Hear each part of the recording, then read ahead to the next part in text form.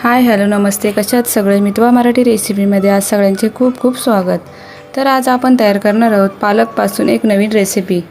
पालकच्या भाजीमध्ये भरपूर प्रमाणात विटामिन्स, जीवनसत्वे त्याचबरोबर फायबर्स असतात। तर पालक ही अत्यंत पौष्टिक अशी भाजी म्हणून ओळखली जाते।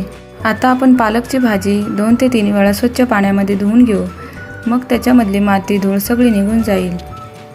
बाजारातून विकत घेत असताना आपल्याला कोवळी हिरव्या पानांची गड्डी विकत घ्यायची आहे, म्हणजे कशी त्यातली पानंसुद्धा कोवळी असतात आणि त्याचे देठसुद्धा कोवळे असतात। भाजीचा देठ कोवळा असल्यामुळे आपल्याला इथे पानांचा सुद्धा वापर करता येतो आणि त्याच्या देठाचा सुद्धा वापर करता येतो। म्हणून शक्यतो पालकची भाजी घेत असताना आपण कोवळी पालकची भाजी विकत घ्यायची। आता इथे भाजी स्वच्छ धुवून झालेली आहे। आता आपण भाजीमधलं पाणी निथळण्यासाठी एका जाळीच्या भांड्यामध्ये काढून ठेवू। पालकची भाजी धुत असताना हलक्या हाताने भाजी धुवून घ्यायची, नाहीतर पानं सगळी खराब होऊन जातात। तर पाहू शकता तुम्ही, इथे मी 1 वाटी मसूर डाळ घेतली, स्वच्छ पाण्याने 2 ते 3 वेळा धुवून घेतली आणि थोडं पाणी घालून ती भिजायला ठेवली। तर पाहू शकता तुम्ही इथे किती छान मस्त मसूरची डाळ भिजून निघाली। आता आपण फोडणीची तयारी करू।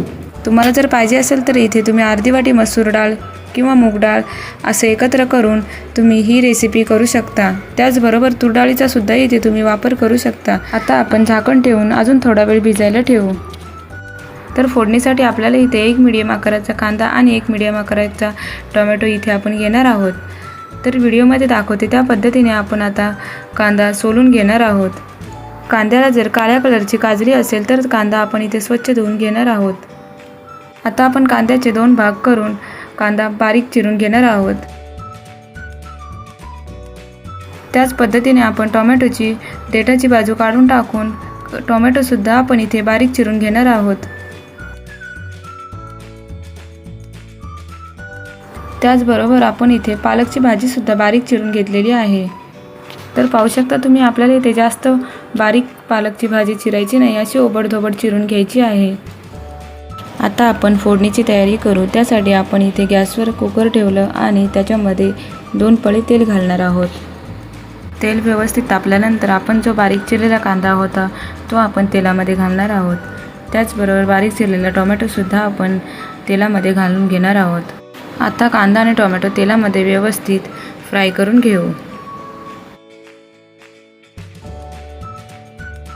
त्याचबरोबर आपल्याला इथे कढीपत्त्याची 7 ते 8 पानं वापरायची आहेत। आता कढीपत्त्याची पानं तेलामध्ये व्यवस्थित फ्राय करून घेऊ।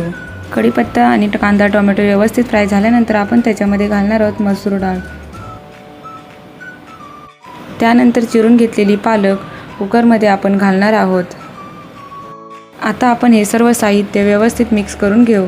त्यानंतर आपल्याला इथे काही कोरड्या मसाल्यांचा वापर करायचा आहे। व्यवस्थित मिक्स झाल्यानंतर आपण त्याच्यामध्ये अर्धा चमच हळद घालणार आहोत। त्यानंतर चवीनुसार मीठ, म्हणजे अर्धा चमच इथे मीठ घातलं आहे। त्यानंतर अर्धा चमच धना पावडर घालायची। त्याचबरोबर 1 चिमूटभर आपण इथे हिंग वापरलं आहे। आता आपण हे सर्व कोरडे मसाले आणि भाजी व्यवस्थित मिक्स करून घेऊ। गॅसची फ्लेम स्लो करून एक अर्धा मिनिटासाठी आपण ही भाजी तेलामध्ये फ्राय करून घेणार आहोत। तर पाहू शकता तुम्ही, इथे भाजी व्यवस्थित फ्राय झाली आहे। आता आपण त्याच्यामध्ये गरम केलेलं 2 ग्लास पाणी घालणार आहोत। आपल्याला इथे शक्यतो गरम पाण्याचाच वापर करायचा आहे, थंड पाण्याचा वापर करायचा नाही। गरम पाण्याचा वापर केल्यामुळे भाजीला छान टेस्ट येते। आता आपण हे सर्व मिश्रण थोडं हलवून घेऊ। शक्यतो कोणत्याही भाजीमध्ये आपण पाणी ओतत असताना ते थंड पाणी वापरायचं नाही, कधी पण आपण इथे गरम केलेलं पाणी वापरायचं। आता सर्व मिश्रण व्यवस्थित मिक्स झाले। आता आपण गॅसची फ्लेम फास्ट करून कुकरचं झाकण लावून आपण इथे 1 शिट्टी काढून घेणार आहोत। त्याचबरोबर 1 शिट्टी झाल्यावर आपण इथे स्लो गॅसवर 5 मिनिटासाठी ही डाळ शिजवून घेणार आहोत। 5 मिनिटं डाळ शिजवून घेतल्यानंतर आपण गॅस बंद केली। त्यानंतर कुकरची एअर गेल्यावर म्हणजे 15 ते 20 मिनिटानंतर आपण कुकरचं झाकण खोललेलं आहे। आता आपण कुकरमधली डाळ थोडी हलवून घेऊ। तर पाहू शकता तुम्ही, डाळ किती मस्त व्यवस्थित शिजलेली आहे। आता आपण ती एका बाउलमध्ये काढून घेऊ। तुम्हाला जर ही रेसिपी आवडली असेल तर लाईक करा, चॅनलला सबस्क्राईब करा। सबस्क्राईब केल्यानंतर बेल आयकॉनवर क्लिक करायला मात्र विसरू नका, म्हणजे मी तयार केलेली प्रत्येक रेसिपीची नोटिफिकेशन सगळ्यात अगोदर तुम्हाला येईल। आहे की नाही झटकन आणि पटकन होणारी रेसिपी, त्याचबरोबर लहान मुलांसाठी सुद्धा पौष्टिक रेसिपी आहे।